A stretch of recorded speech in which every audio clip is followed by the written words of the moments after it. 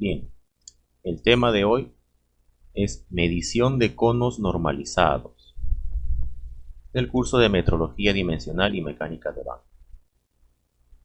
Bien, en la sucesión de herramientas es muy importante las formas, ¿no? Evitar las vibraciones, que el encaje y el ajuste sea muy bueno.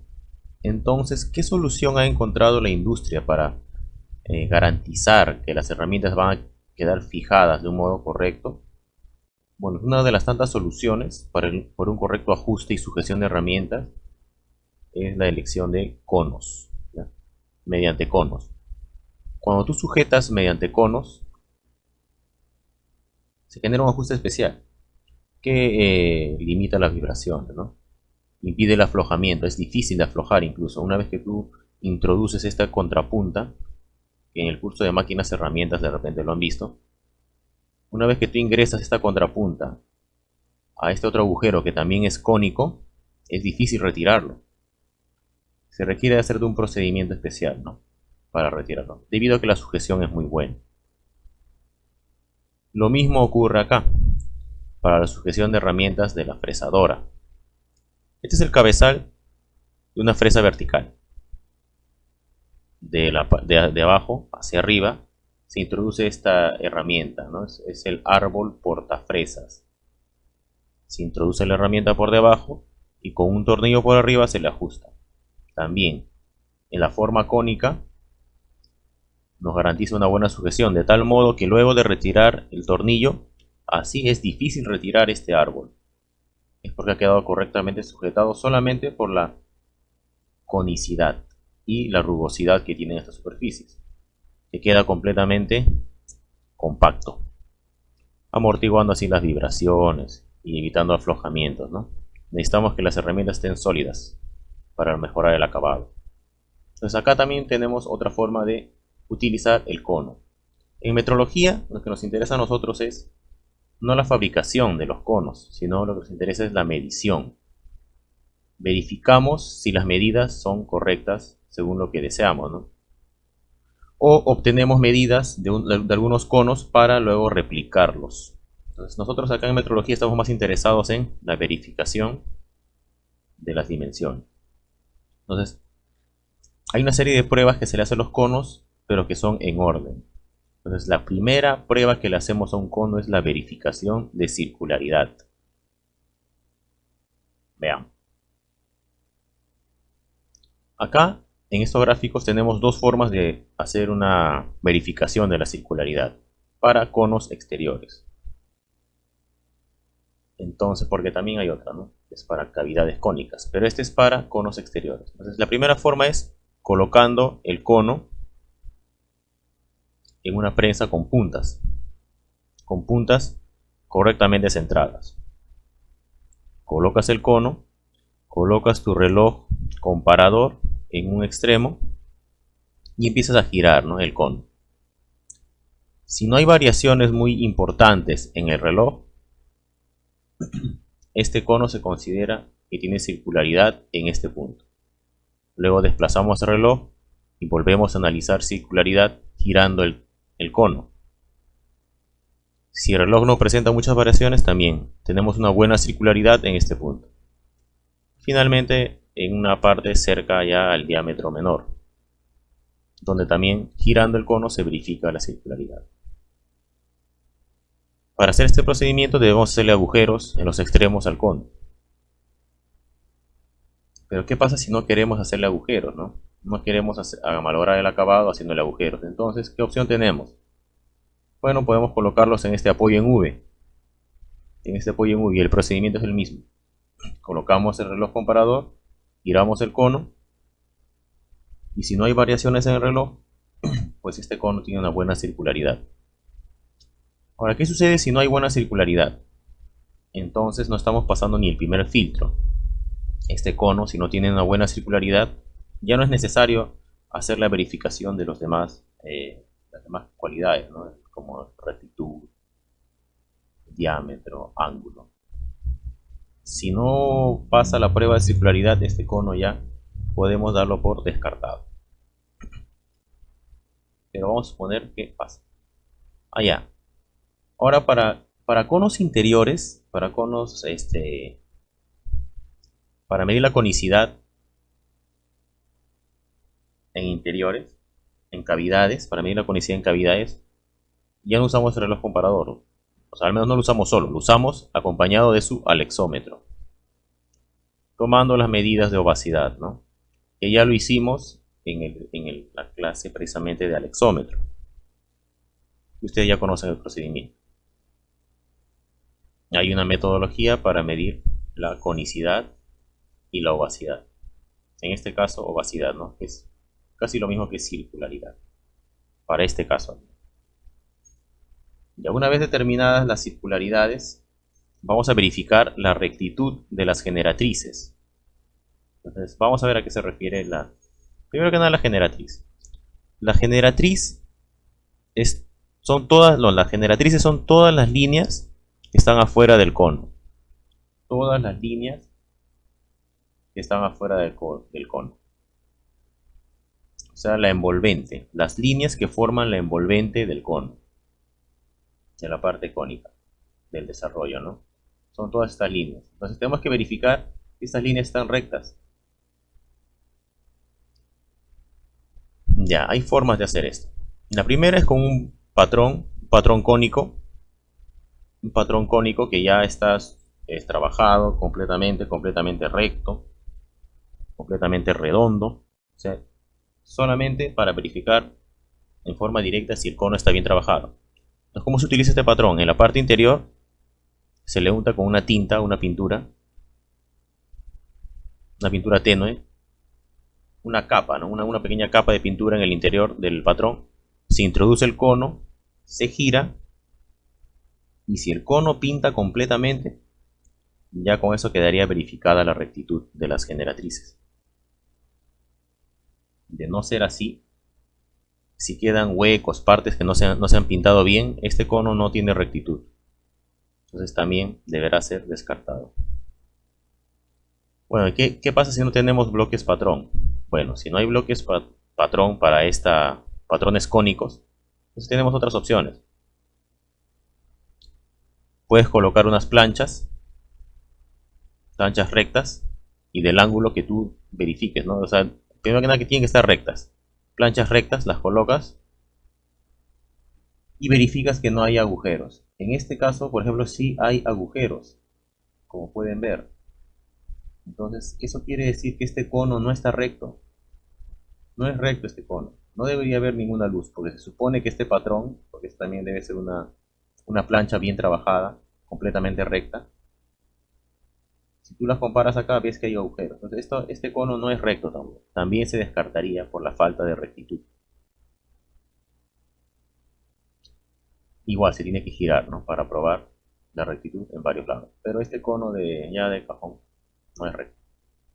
Entonces, también no pasó el segundo filtro. Queda descartado.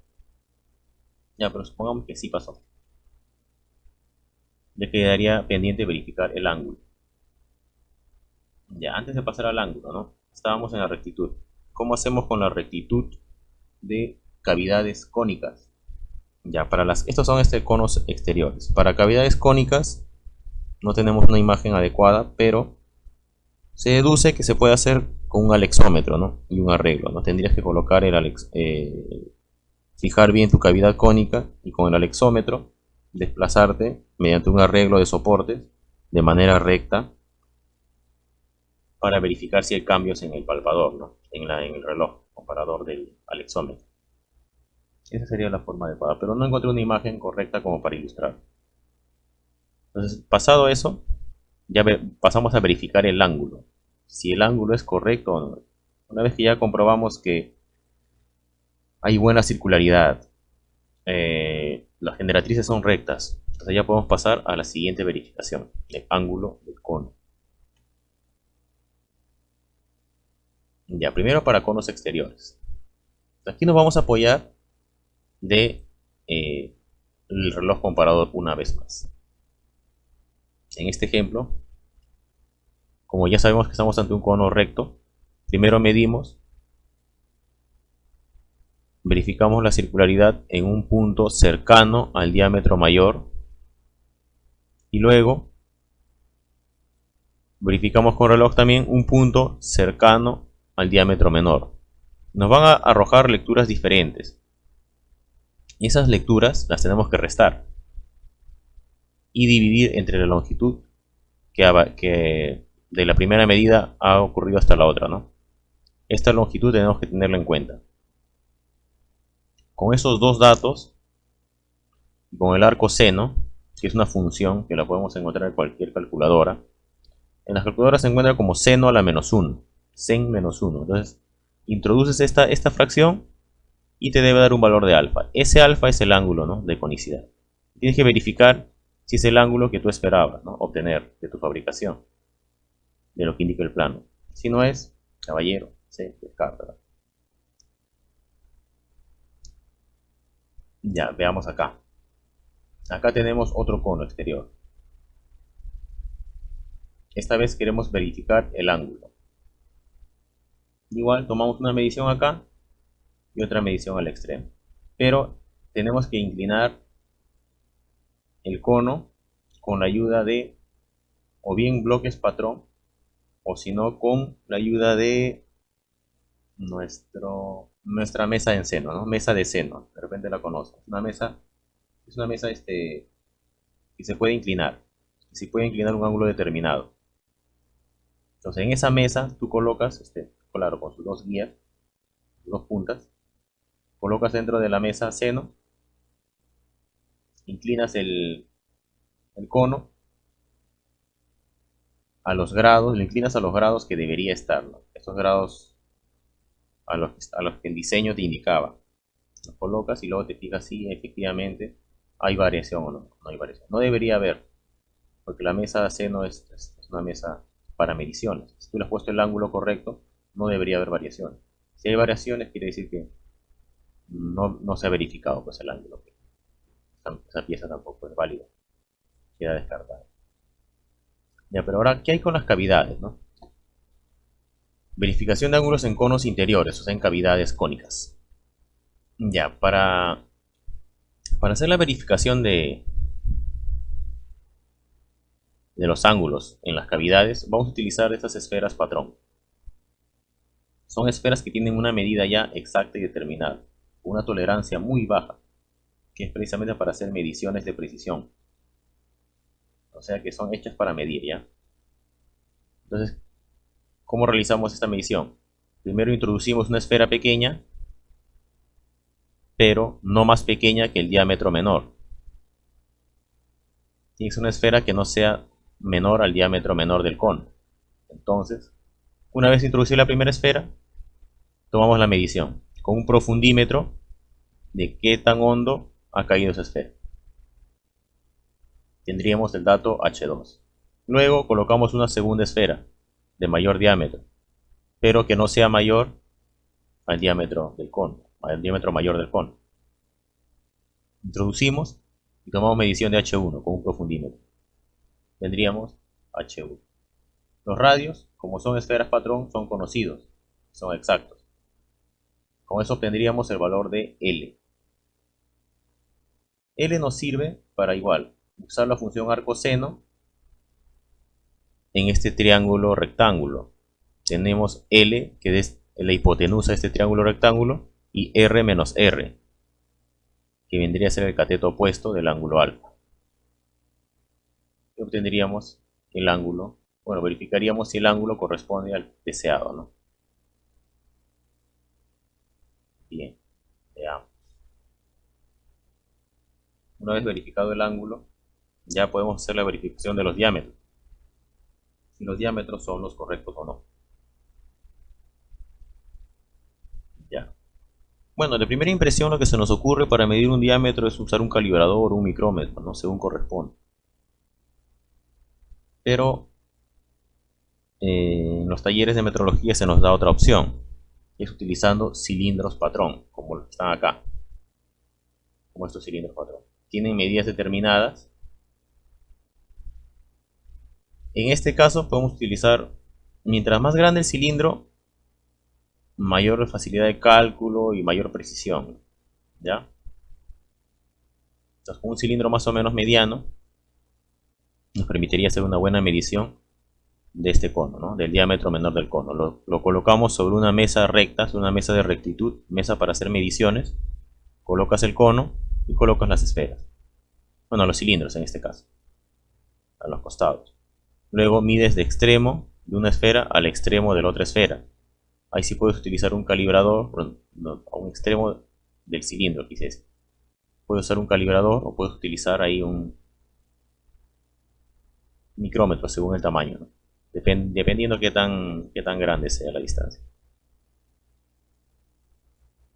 Bien, haces tu medición, entonces el valor de M sería un dato. El valor de R también, porque tú seleccionas el cilindro. El valor de N sería lo que habría que calcular. El valor de N es el extremo del punto un punto del diámetro menor del cono a la tangente de la mesa con el cilindro, ¿no? Este valor N. Entonces esto lo calculas y luego se lo restas por 2 porque son 2 veces N y 2 veces el radio. Te lo restas a M y te va a quedar al final el diámetro. Te va a quedar el diámetro con una buena exactitud. Una muy buena exactitud. Y con eso verificarías si el diámetro es el que necesitabas. Ahora para un cono interior, para un agujero cónico, bastará con una esfera. Introduce una de estas esferas patrón que ya hemos conversado. Introduce la esfera, mides la altura con un profundímetro, que tanto se ha metido. El valor de L es un valor que es dato, o sea que tú debes tenerlo, tú debes medirlo ya por tu cuenta. Y aquí lo que tendríamos que hallar es L1 para empezar. Lo obtenemos de la altura H, que tú has medido con el profundímetro. R, que es el radio de la esfera. Y el seno del ángulo. El ángulo también viene a ser dato, ¿ya? Porque este ángulo alfa es el ángulo que hemos aprendido a hallar en las diapositivas anteriores, ¿no? Es un ángulo que ya es del cono. Entonces ese ángulo ya lo hallaste, ahora ese ángulo te sirve para hallar el diámetro, para hallar los dos diámetros. Con eso obtendrías L1. Luego, para hallar los diámetros, necesitas L1 y también necesitas D1. Entonces, D1 lo obtienes de acá, de esta forma. 2 veces R el coseno de alfa. Aquí está. D1 es menor que el diámetro de la esfera, ¿ya? D1 es menor que el diámetro de la esfera. Y se obtiene mediante esta fórmula. Por trigonometría. Tienes L1, tienes D1. Reemplazando en esta fórmula, como tienes el ángulo alfa también, obtendrías el diámetro mayor. Del mismo modo, el diámetro menor. Pero primero tienes que hallar, no te olvides, L1, D1. Ah, y además el diámetro menor se halla con L2, que es este de acá. Y aquí estaría su fórmula, que es la resta de L, que es dato, menos L1, que has obtenido mediante esta fórmula. En estos puntos sería solamente reemplazar, tener la fórmula en cuenta y hacer los reemplazos correspondientes. Bien, eso sería para hallar las medidas en conos no conocidos. Pero ¿qué hay de los? Existen conos ya normalizados, o sea, conos que ya tienen unas medidas establecidas. Primero veremos los conos Morse, una clasificación. Ya, la norma DIN 2080 nos habla de estos conos, ¿ya? De este tipo de conos. Y los clasifica en números N, que van del 0 al 6. Y con estos valores ya estarían establecidos el diámetro mayor, el diámetro menor, la conicidad, qué tan cónico tiene que ser, eso se evalúa también, el ángulo de inclinación.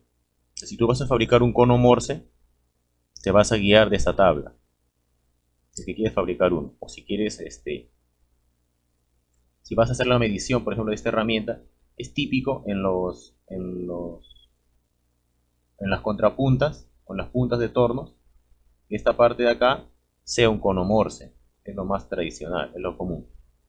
Entonces puedes verificar midiendo si cumple con estos ángulos, si tiene estos diámetros, para establecer a qué clasificación, a qué número de Morse corresponde.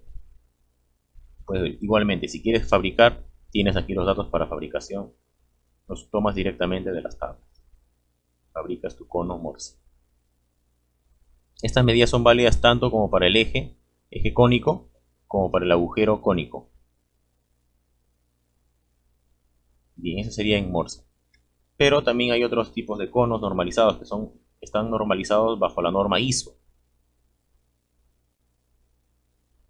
ISO 289, si mal no recuerdo. Bien, entonces la norma ISO, ¿qué te dice? También igual te da medidas. ISO 30, ISO 40, ISO 50, ISO 60 son las medidas más posibles. Ya, ISO 30, estamos hablando de conos más pequeños, hasta el ISO 60, que es un cono ya más grande, ¿no? Un cono grande, para herramientas más grandes, probablemente para esto se usa normalmente en fresas, para fresas probablemente más grandes, ¿no? Para un fresado, una máquina mucho más grande. De esa manera va variando la norma ISO, ¿no? De menor a mayor. Y tenemos también las medidas ya establecidas, ¿no? La tolerancia, acá incluso te habla de rosca, M10, M12, ya se refiere a esta rosca, ¿no? Se refiere al roscado ya en la herramienta, ¿no? Al roscado de la herramienta. Acá, al roscado de sujeción. Te dan ya te dan todos los datos que tú necesites para fabricar este tipo de agujeros cónicos, porque estos son agujeros. Hay otra tabla con otros valores, pero valores muy similares, ¿ya? Pero esto es para los ejes cónicos. Se refiere a esta parte de acá. También te da las dimensiones, ¿no?, que necesitas para poder realizar tu cono, ¿no? Tu cono ISO. Estos conos ISO normalmente se encuentran en herramientas para el ángulo alfa de los conos ISO tiene un valor de 8 grados, 17 minutos y 50 segundos. Esto está expresado en la norma ISO, pero en la tabla no está, porque estos grados, a diferencia de los conos Morse, no cambian. ISO 30, ISO 40, ISO 50, ISO 60, todos tienen el ángulo de 8 grados, 17 minutos y 50 segundos. Entonces, ya no se le pone en la tabla, pero sí en la norma. Ese es el valor del ángulo de inclinación de este cono. Y eso sería todo. Luego quedaría pendiente solo resolver los problemas de la práctica. Nos vemos.